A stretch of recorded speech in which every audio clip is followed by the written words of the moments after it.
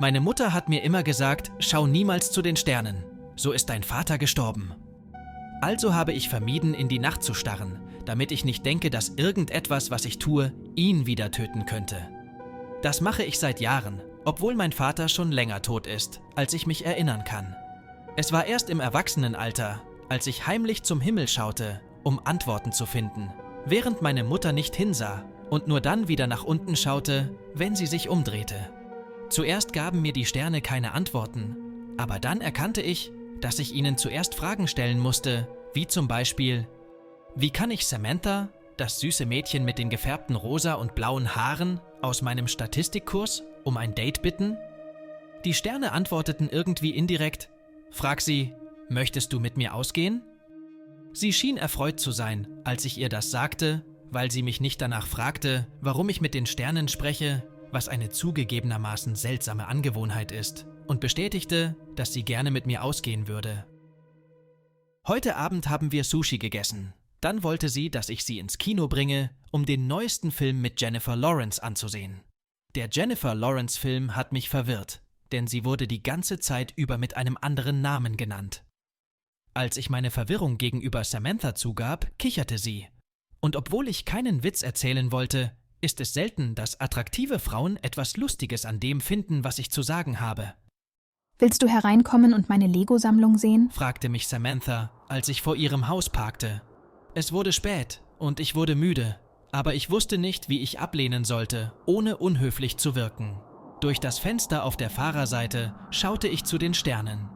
Noch einmal wurde ich transportiert. Ich ließ meinen Körper dort zurück, eine leere Hülle, die meinen Platz warm hielt, und ich schwebte davon. Vorbei an meinem Auto, vorbei an der Straße, auf der ich geparkt hatte, vorbei an dieser Stadt, vorbei an dem Staat, vorbei an der Erde, vorbei am Mond, durch die Leere des Weltraums, so kühl, so atemberaubend. Milliarden von Sternen umgaben mich, jeder eine Sonne, jede Sonne beherbergte ihr eigenes Sonnensystem, jedes Sonnensystem von selbstbewussten Wesen bewohnt, die glauben, dass sie das einzige intelligente Leben im Universum sind. Ich driftete an einem unbekannten Planeten vorbei, wo ich Fetzen eines Gesprächs zwischen zwei seiner Wesen aufschnappte. Aber was sie sagten, war mir völlig fremd. Ich schwebte weiter. Die Sonne dieses Systems erschien immer kleiner, bis ich unter meinen baumelnden Füßen so viele sehen konnte, dass ich sie nicht zählen konnte. Ich war so weit fortgeschritten, dass ich alle funkelnden Sonnen zusammen sehen konnte, die eine Spirale aus strahlenden Farben bildeten, hell genug, um die Leere des Weltraums zu erhellen, und noch mehr Leere offenbarten. Ich verfolgte die Spirale der Milchstraße mit einem Finger, bis die zahlreichen Rotationen meine Sicht außer Kontrolle geraten ließen. Und dann konnte ich nur noch ein blendendes Licht sehen. Und in meiner Blindheit griff ich instinktiv nach etwas, um mich zu verankern, wie nach einem Boden oder einem Untergrund. Alles, was ich spürte, waren Sandkörner zwischen meinen Fingern, durch meine Fingernägel. Meine Sicht wurde wiederhergestellt und ich sah einen alten Mann nur wenige Fuß entfernt. Er war sehr blass, sehr dünn, sehr nackt, umgeben von unendlichem weißen Sand, unter einem unendlich kolumbianisch-blauen Himmel. Sein dünnes Haar und sein Bart waren so trocken, dass sie genauso gut Bündel von Stroh hätten sein können, die an seinem Kopf geklebt waren. Die Augenringe waren so groß und schwer, dass sie ihn dazu brachten, sich zu bücken, als er dort stand und mich anblinzelte. Ich blinzelte auch, wo ich zuvor war anders, glaube ich. Eine andere Existenzebene, die zwischen dem Universum, in dem Leben existiert, und einer transzendenten Welt liegt. Ich konnte mich nicht genau daran erinnern, wo ich zuvor hingekommen war. Ich soll mich wahrscheinlich nicht erinnern. Aber es war nicht hier, in dieser Wüste. Hinter mir war eine kleine Holzhütte mit Rauch, der aus ihrem Schornstein stieg. Ich watete durch den Sand, bis ich die Hütte erreichte und durch ihre offene Tür trat. Ich wusste, sobald ich den Rauch in der Hütte einatmete, dass ich das Ende meiner kosmischen Reise erreicht hatte und nicht höher kommen würde als das. Es war dunkel in der Hütte. Nicht die Dunkelheit des Weltraums, sondern normale Dunkelheit. Dann wurde ich auf einmal von Bildern von Mädchen aus meiner Vergangenheit bombardiert. Jedes Mädchen, das jemals ein Gespräch mit mir begonnen hat oder mir einen seltsamen Blick zugeworfen hat oder meinen Arm beiläufig berührt oder mich umarmt hat. Mädchen, die mein Interesse geweckt haben. Mädchen, in die ich mich verliebt habe oder für die ich Feuer und Flamme war. Sie alle überfluteten mich wie eine Welle der Enttäuschung, während ich am Ende immer noch trocken war. Ich habe den Hinweis nie verstanden, nie zwischen den Zeilen gelesen, nie die Gelegenheit ergriffen.